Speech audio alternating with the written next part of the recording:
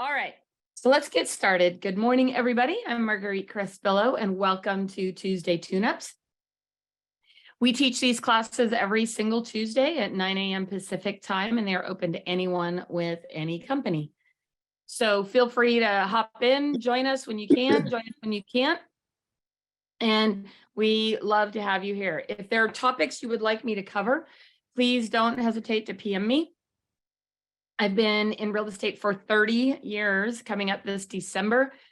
I've been a part of over 4,000 transactions. And so this has allowed me to have a ton of knowledge and experience from my countless transactions that I love to pay it forward and share with all of you guys. So again, this is open to anyone with any company. Feel free to invite guests and feel free to join us.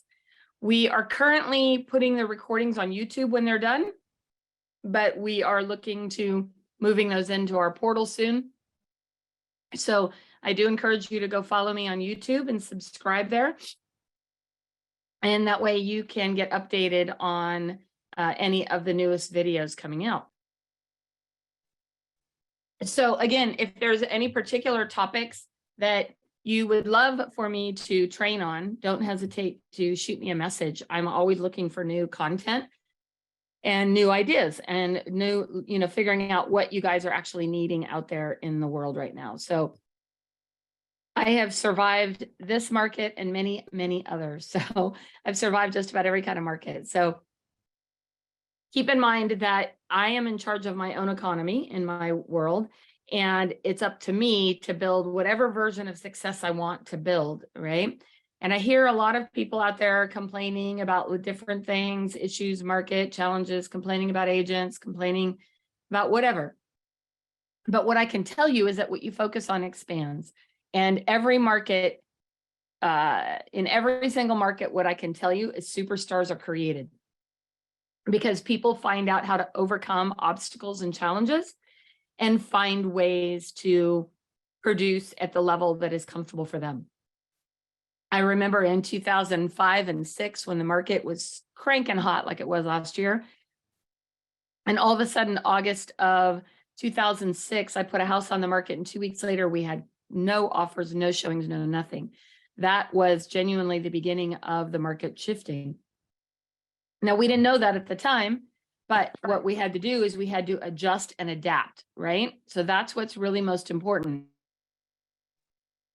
is that you constantly be looking for ways to adjust and adapt to this market. And that will define your level of success for you if you're able to do that. So let's dive into this one. We're going to talk about how to create a seller net sheet and why would you even bother, right? What's the importance of it? A lot of people, I'm surprised that I genuinely think probably 95% of the agents out there have never made a net sheet for their seller, nor do they understand the value of it and how important it is. I'm a strong believer in making sure that people understand upfront what is going on and what is going to happen potentially, than surprising people throughout the process and having them get frustrated, because I've talked about this many times. There's a fine line of trust, right? And when you explain something to people up front and that happens, they go, oh yeah, Marguerite warned me about that, right? And they have a tendency to believe future things that you will say. When you don't explain things to them up front and things go wrong, they start to think, well, what else is going to go wrong? What else did she not tell me, right? These are all the things that you have to think about when you're going through that. So let's dive in. All right. So why should I even bother to prepare my own net sheets? Now, I know a lot of you probably have the title companies do them, which is fine, but I'll be honest with you, the more that you can know and understand how the numbers work, and the more accurate your information can be, the better off you're going to be. For example, when I've had title companies prepare net sheets for me, they prepare basic information based on what they think might be happening in the transaction, because you don't have a contract yet. But they might not know, for example, if there is a well or a septic on the property, or if there are any liens or judgments or solar liens or heat and air liens or any of that kind of stuff, which we're going to talk about. They don't know what those things are on there. And so if you ask those questions, and last week, you guys, we did the seller presentation, which I used my client discussion checklist. And on that client discussion checklist, we ask things like that. We ask, hey, you know, have you gotten any home equity lines recently? Have you bought, you know, heat and air systems, solar, things like that? Because all of those are things that are liens against the property, right? And so if you don't know that information, your title, your net sheet from the title company is not going to be that accurate. So I personally have found that knowing what those numbers are helps me dramatically. It means my numbers are typically more accurate. You can get title and escrow fees off of their apps. All of them have apps to get them. If you're in an attorney state, you can easily get what those fees would be upfront, right? What does this also do? It prepares your seller for potential problems, meaning, keep in mind, let me give you a scenario. So somebody buys a house for $500,000. And then they go on Zillow and they see that their house is now worth $600,000. How much equity do you think that they have in their home? They think they have $100,000 worth of equity, right? But do they really, after the cost of selling? Do they? No. And what I frequently remind my sellers is, remember when you bought this home, you did not have to pay commissions on the purchase of your home. Guess what? Now you're the seller. When you bought this home, the seller paid your commissions, and now you're the seller. So now you pay those fees, right? And help them understand that. In addition, by preparing this net sheet, it actually, in my opinion, preserves commissions, because I don't sit down, like, what is the first question most sellers ask? What's your fee? What's your commission, right? And what I say is, I'm going to sit down with you and go through the net sheet and help you understand how much you're going to walk away from the table with, right? And I'm going to include all the closing costs, not just my commissions, but I'm going to include things like title and escrow, city and county transfer taxes, and things like that. So we're going to talk a little bit more about that when we get to the end. What is most important about this entire thing? The value is in the conversation. It's actually having the conversation to help them understand, because I want them to understand what the bottom line is, not the top line. And I'm going to explain that in just a couple minutes, why that is really important. So I always use a checklist. I'm a checklist freak. For any of you who've known me for very long, you know that I love, love, love checklists. And so early on in my career, I mean, we're talking when I first started, I developed this estimated seller net sheet checklist. And this is for you as agents, me as an agent. This is not something you would give to the consumer. This gives you, it's kind of a cheat sheet of all the things that you should be thinking about when you're preparing it. And on top of that, it gives you an idea of what questions you might need to ask when you are actually talking to and in front of a seller, okay? So if you'll notice on this checklist, and I'm going to go through each one of these items as we go through today and talk a little bit about it. I encourage you to update this for your market, your area, what things might cost, things like that. But if you do not currently have a checklist like this, you guys, I would strongly, strongly encourage you to create one. I'm not able to link it into this presentation, no, but somebody asked if I can link the checklist, but we will make it available to you. So when you're going through this checklist, there's a lot of things you're going to start to look at. So let's break it down and go through them one by one. First of all, I encourage you to prepare a minimum of 3 different price ranges before you go out, okay? And utilizing that helps a lot, because odds are you're going to go out and you're going to have one price, they're going to want a different price, and to have 3 ranges gives you an idea, right? The next thing is, I encourage you to pull the tax record if you're able to do that in your market and in your area, and look at the mortgage, at the mortgage part of the tax record to see what types of loan balances they may have. Now, those are not likely to be accurate, especially depending on how long they've lived in the home, but it can give you an idea if the fact liens against the home and what those might look like. On top of that, keep in mind title fees. These can actually vary greatly from company to company. So I encourage you to obtain a few different kinds of fee schedules, right? You guys, here's what I see most importantly. You guys are not doing your homework prior to going out to a presentation. And the more that you know, the smarter you sound, right? The more details you can have and have available to know what's going on with this property, the better. So I will always pull the entire MLS history, meaning I want to see every time it's been on the market, okay? And why do I want to do that? I want to do that because I want to see if it's been on the market recently. Have they been through several agents? What did they maybe pay for it? What were issues on it when they bought it? I pull the tax record for the same thing. I want to see if the tax record, for example, if the square footage and bedrooms and baths match what's showing on the MLS.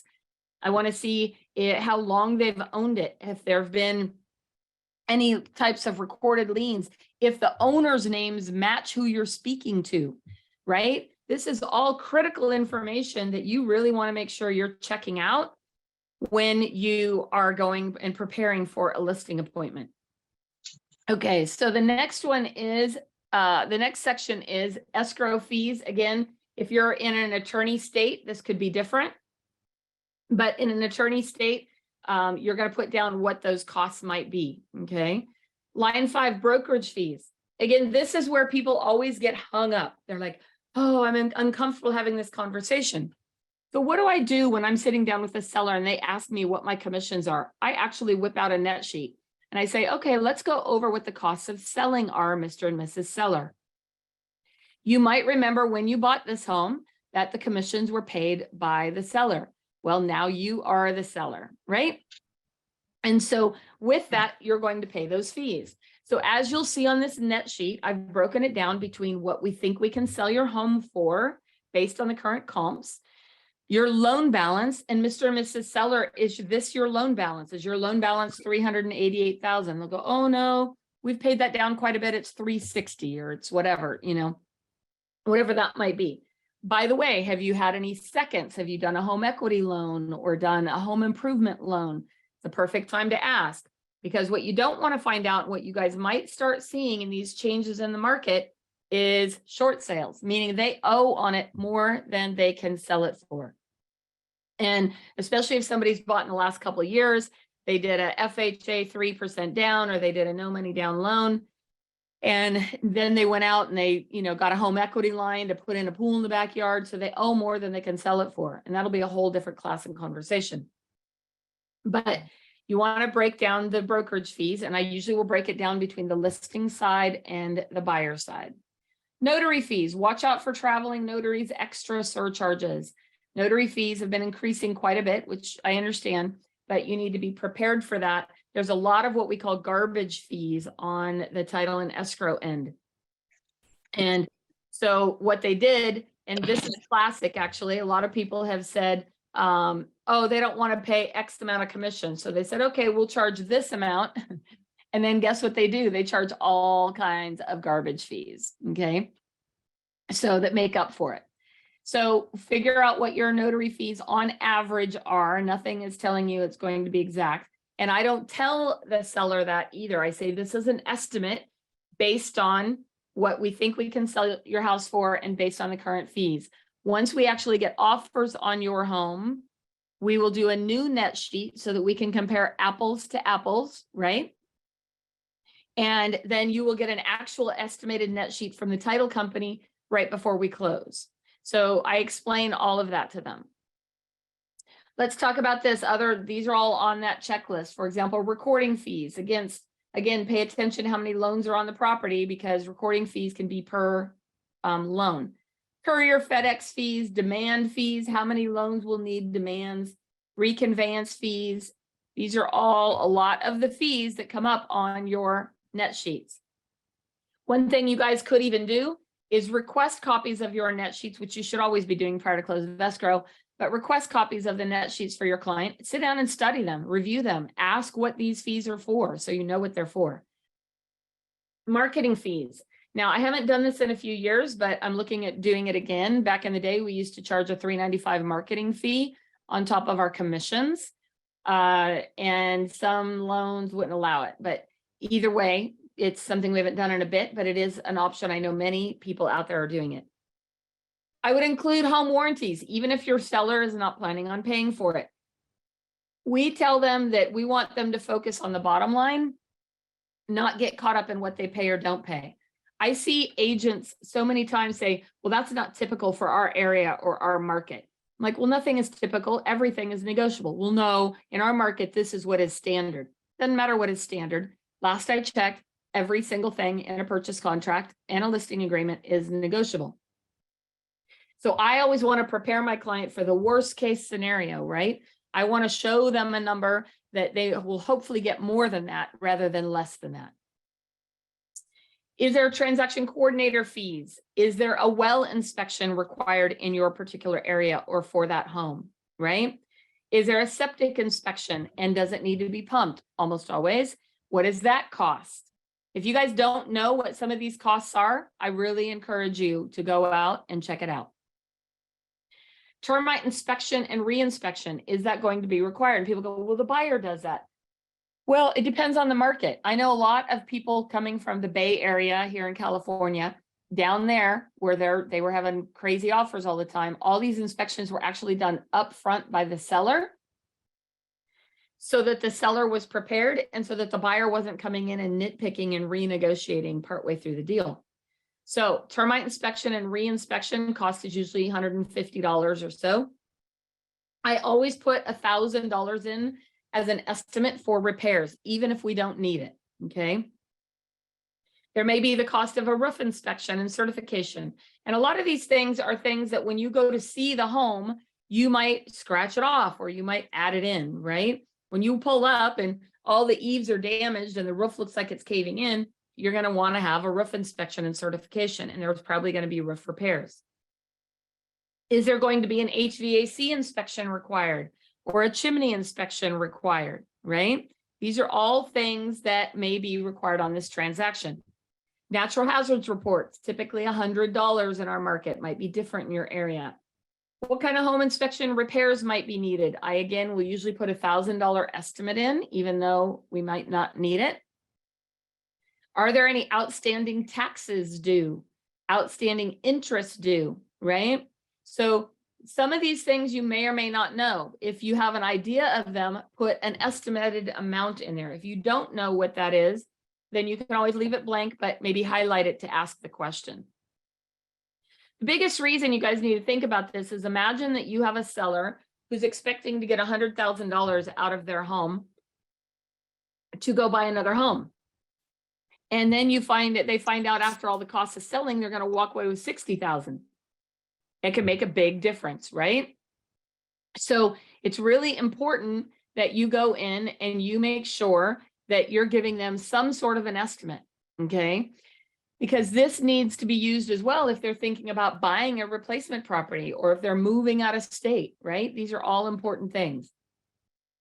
County transfer tax. It depends on your county and what they require. There are also city transfer taxes, and then there are some communities that have a private transfer tax. For example, where I live here in the Roseville, California area, we have two communities that have private transfer taxes. One of them is a Del Webb community, which charges $1,500, I think. And then there's a Fittyment community, which charges, I think, 1.5% of the sales price. That could be a significant amount of money that you weren't prepared, nor was your seller prepared for to pay, right? So why do most agents end up kicking in part of their commission? The biggest reason many end up kicking in part of their commission is simply because they did not prepare that seller ahead of time for what are potential fees. Imagine being a seller, your agent doesn't say anything to you about a specific transfer tax, private transfer tax in that community. And next thing you know, that just added $10,000 to the cost for the seller. And you might think, well, the seller should have known there was a transfer tax. No, they probably didn't. It might have been something the seller paid when they bought the home. Who knows? But at the end of the day, it's your job to know that, right? And help them understand and prepare for that. So transfer taxes are becoming more of a thing than they used to be. So make sure if you're selling in a specific community that you know if there's any private local, city, county transfer taxes, community transfer tax, who knows what they're naming them anymore.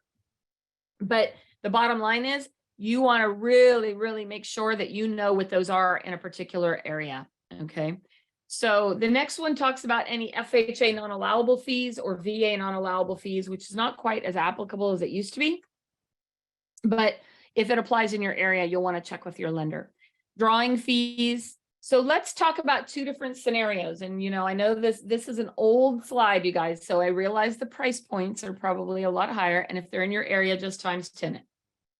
But this is the value of doing these net sheets. Could these two that are at equal sales prices have a very different bottom line for a seller? The answer is yes, you're going to see. For example, this is an FHA transaction and a conventional transaction. So let's look at this. On this FHA transaction here, again, sales price is the same. Payoff to the lender, $100,000, okay? They also had a second lien for $32,000, right? There was a credit to buyer for closing costs. The buyer was asking for 3% of the sales price towards closing costs. So $6,750, okay? Then you'll also see other debits, credits, stuff for termite report, title escrow policies, escrow fee, drawing fee, notary fee. Look at that, a messenger fee, right? This is how these title and escrow companies are making up for the hit on their fees. They're adding all kinds of little garbage fees like this, right? This one over here, again, you'll see 225, 100,000, 32, just like this. You'll also see that there are quite a few different things here, like you have your title fees, escrow fees, commissions. Okay, over here you see commissions. You see all these little fees, notary fees, recording fees, FedEx, demand, reconveyance, marketing fees, home warranty, right? All these little termite report, 4,000, all these different things. And at the end of the day down here, they're going to walk away with 66,406. On this one, 69,278, a difference of almost $3,000. And so it's important, you guys, that you go and you really break it down per offer, because people get super focused on the top line. Oh, but we're selling it for X amount of dollars, we should get more money. But did you guys also see in this how much the costs were to sell? Right? Almost $26,000 in this to sell. So this is the importance of actually using this checklist to give you a range and an idea of what types of things the seller is going to need to pay. All right, so I'm going to open it up for questions and see what kind of questions or comments you guys have, thoughts, ideas. Can we get a copy of the net sheet? Can you do a what? Get a copy of the sheet that you just showed, the list. I just joined in and I saw you showing that list right before you just came to this. Yeah, well, I can definitely, Or where do we get that from? I have it, hold on. I don't know if I can post it in the chat or not. Let me see if I can actually post it in the chat. It doesn't let me, hold on.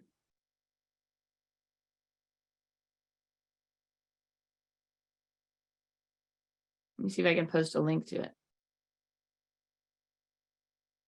But if you guys will just DM me on Facebook, I'll drop it in Facebook. So shoot me a message and I'll send it over to you. Thank you. But do you guys understand like the importance of this, right? I mean, it's such a vital conversation, in my opinion. And the more that you prepare these, the more that you actually understand what your conversation needs to be with a seller when you're meeting with the seller. I'm just amazed how few people actually do any kind of a net sheet that they prepare, because I just think that it's so incredibly important. And it's a big part of the conversation when you're actually meeting with sellers. So helping them understand what the true value of what they're going to end up with at the end of the day. Because again, they get all caught up in the sales price and they don't really understand the costs of selling their home. And nobody really goes over it with them. They find out when they get to the closing table. And then they're like, oh, what do you mean I need to pay this amount? Oh, and here's the crazy part, you guys. How many people don't go to the closing table or to the signing with their seller? Why should you go? Because the second biggest number on the net sheet after their loan balances is your commission. And you can't bother to go to the signing? Like, that's crazy to me. So I really encourage you guys to spend some time creating these net sheets for your sellers and understanding what all those fees are so that you can explain them. Make sure that you know in your area if there's any specific transfer taxes. Again, I know that here in Northern California, we have two communities that have significant transfer taxes. I mean, Del Webb is a $1,500. Fitiment can be 1.5% of the sales price. So again, you have a $600,000 home, that could conceivably be a $9,000 transfer tax. So it's really important that you know what those are in that specific community and you understand that, because here's what will happen. You get down to the closing table and there was a $9,000 transfer tax and you never told the seller about it. And they're like, I'm not paying that, right? So guess who ends up paying it? Agents. And you guys, my personal policy is I do not give up any of my commission unless I screw up. If I make a mistake, I'll write the check all day long. If I don't screw up, don't ask me to kick in my money, right? I work hard for what I do. So keep that in mind when you're going through this and having these conversations with your sellers. The more that you help them understand up front, the smoother your transaction will go and the more likely they are to trust you. All right, any other questions, thoughts, comments? All right, we will get this video edited and it will be on YouTube. Please subscribe on my YouTube and follow me on my podcast, Real Estate Real World. Also, we are getting ready to launch Sales Fuel again here in the next few weeks. So if you have some interest in Sales Fuel, it is a online course where we meet every single month, twice a month, and go through specific forms. And it's a high level coaching program. If you're interested in that, you can shoot me a message for more details. All right, you guys, make it a fantastic day. Thanks so much. Bye, everybody.